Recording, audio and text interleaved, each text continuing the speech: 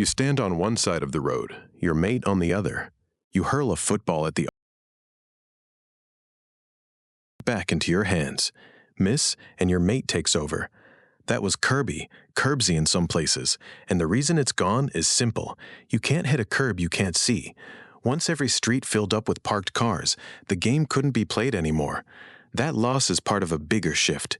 These streets used to be organizing spaces for play, estates, back lanes, every patch of tarmac, and almost all of those games have vanished. As parked cars multiplied, as attitudes to safety changed, and as individual schools began banning rough games from the 1970s onwards, whole ways of playing faded.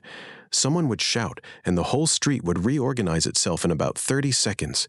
That instant, public choreography is increasingly rare now. British Bulldog was one of those street rituals.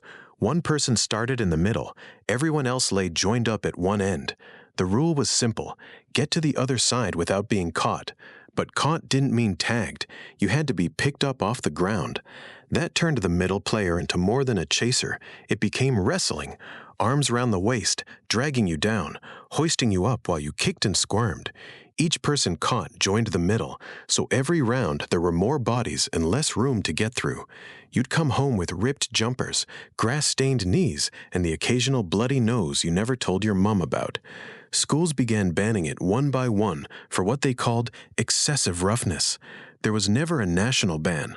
Local bans only made it more legendary. The moment it was banned, everyone wanted to play it more.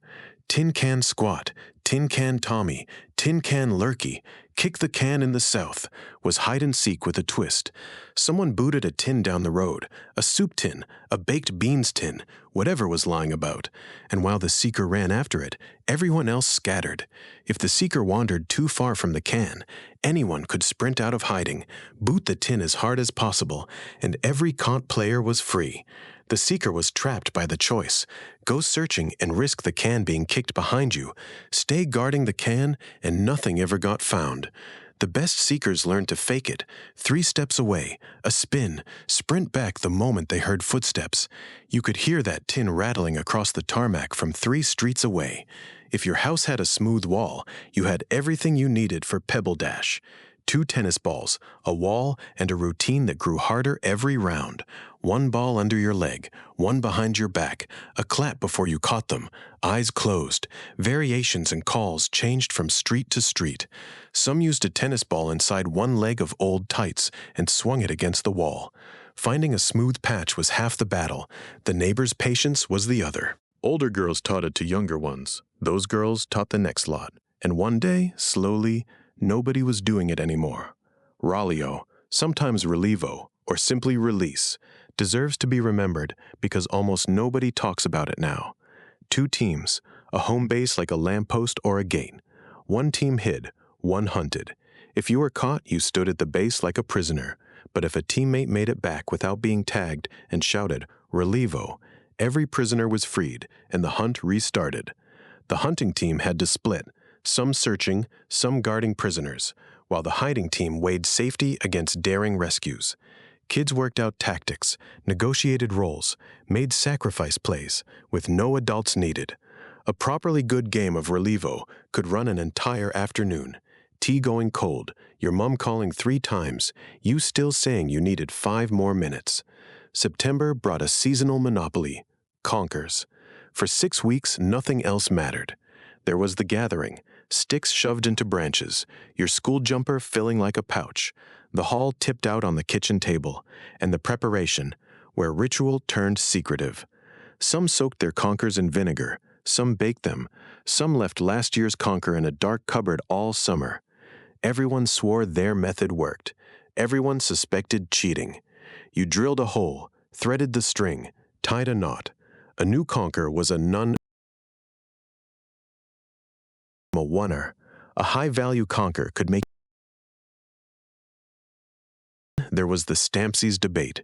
If you dropped your conker and the others shouted Stampsies before you shouted no Stampsies, it was gone, crushed under a school shoe. All that soaking and baking and careful drilling could be undone in a single second. Long rope skipping was another public performance. Not the small, solo rope, but the big rope, usually a washing line borrowed without asking because it was the only thing long enough. Two kids turned, everyone else jumped in. The rhyme motif kept the timing: salt, mustard, vinegar, pepper. On pepper, the turners went as fast as humanly possible. Rhymes predicted who you'd marry, named boys from school, or were simply nonsense handed down so long no one knew their origin. The skill was slipping into a rope already moving without breaking the rhythm. A clean entry earned a nod, a fumble, a groan. Other street rituals threaded through the same fabric of play. Queenie was a staring game. One child turned their back, a ball hidden. The group whispered and tried to hold poker faces until Queenie turned.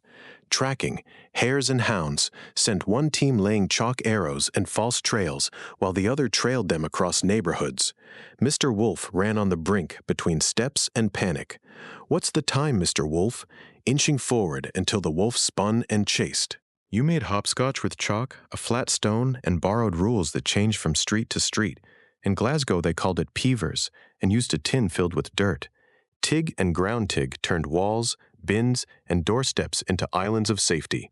Every wall and curb mattered, because where you lived decided how you played.